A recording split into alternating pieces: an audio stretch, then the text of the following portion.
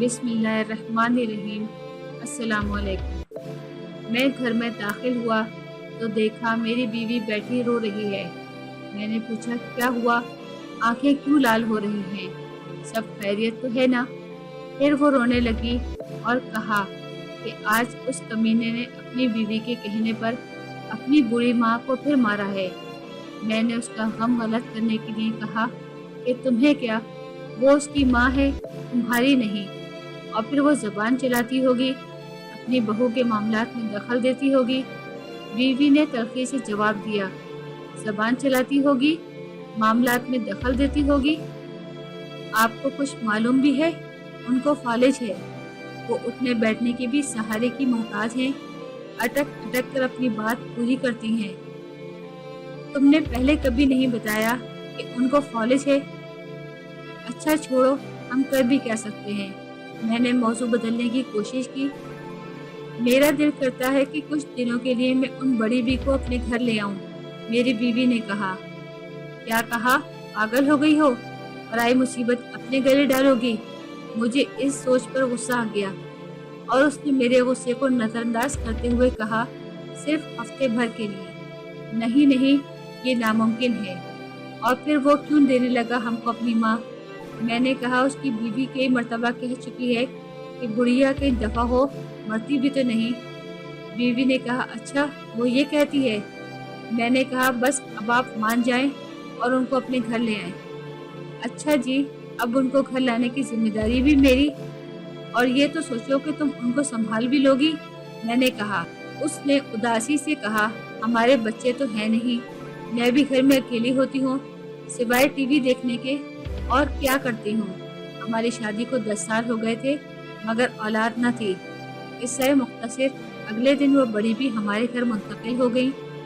बस वो बड़ी भी क्या थी, सफ़ेद रुई का गाला सी थी, नूर का एक ढेर सा था। मुनासिब खुराक और देखभाल न होने की वजह से हालत बहुत ज़्यादा ख़राब थी। मेरी बीवी तो तन मन धन से उनकी खिदमत में अच्छी खुराक और अम्मा की खिदमत में लग गई। उनके लिए हर चीज़ नई खरीदी गई। चेहरे पे रौनक आने लगी। पता ही नहीं चला महीना गुजर गया। पहले उसकी बहू हर 2 दिन बाद आती, फिर 4 दिन का वक्फा हुआ, फिर हफ्ता होने लगा। अम्मा को वापस ले जाने की बात न उसने की न हमने। मैंने बीवी से कह दिया कि अब अम्मा तुम्हारी जिम्मेदारी बन गई है, अब तुम संभालो। बीवी ने खुशी का इजहार किया। कुछ अरसे बाद मालूम हुआ कि उस आदमी को उसकी बीवी ने कत्ल कर दिया और बाद में वो खुद भी पकड़ी गई और यूं अम्मा सिर्फ हमारी ही होकर रह गई। इधर जैसे जैसे अम्मा की तवानाई बहाल हो रही थी और चेहरे पे रौनक मुस्कान आने लगी थी, वैसे वैसे मेरा कारोबार तरक्की करने लगा। ऐसे लगता था जैसे मुझ पर धन बरसने लगा। साल भर में मेरी 3 दुकानें हो चुकी थी। तीसरे साल हम तीनों, मैं, बीवी और अम्मा ने हज की सआदत हासिल की। गुलिस्तान जौहर में 500 गज का बंगला खरीद कर वहाँ शिफ्ट हो गए। अम्मा जी हमारे साथ 7 साल रहीं। हर पल उनका हमें दुआएं देते गुजरता और हम मियाँ बीवी खुशी से फूले न समाते। अजीब करामात ये हुई कि अम्मा की बरकत और दुआओं से अल्लाह रब्बुल इज़्ज़त ने हमें औलाद से नवाजा। आज वो हमारे दरमियान नहीं, मगर उनकी कमी शिद्दत से महसूस होती है, जैसे कोई अपना कहीं खो गया हो। हमने भी कभी उनसे उनका नाम तक न पूछा, बस उनसे एक खुलूस का रिश्ता था। पिछले दिनों मेरी बीवी बहुत खुश थी। वजह पूछी तो कहने लगी, मैंने एक ख्वाब देखा है। मैंने देखा कि महशर का दिन है और सब हैरान और परेशान खड़े हैं।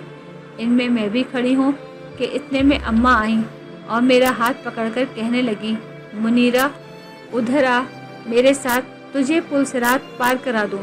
मैं उनके साथ चली। हम एक बाग से गुजरे। थोड़ी देर में बाग ख़त्म हुआ तो एक बड़ा सा मैदान आ गया। तो अम्मा कहने लगी, बस हो गया पुल सिरात पार। मैं हैरान हुई, फिर मेरी आँख खुल गई। मुबारक हो भाई, बहुत अच्छा ख्वाब है ये। उसको मैंने ये नहीं बताया कि ऐसा ख्वाब मैं भी देख चुका हूँ। बस फ़र्क ये था कि अम्मा ने मेरा हाथ पकड़ते वक्त कहा था, चलो तुम्हें मुनीरा के पास ले चलूं, वो पुल सिरात के पार तुम्हारा इंतज़ार कर रही है। ऐसी ही मुफीद मालूमात के लिए आप हमारे चैनल को सब्सक्राइब और साथ ही बेल आइकॉन को प्रेस करें ताकि हर नई आने वाली वीडियो आप लोगों को फौरी तौर पर मिलती रहे। अगर हमारी वीडियो पसंद आई हो तो आप अपने दोस्तों और अहबाब के साथ ज़रूर शेयर करें। आने वाली नई वीडियो तक हम आपसे इजाज़त चाहते हैं। अल्लाह हाफ़िज़।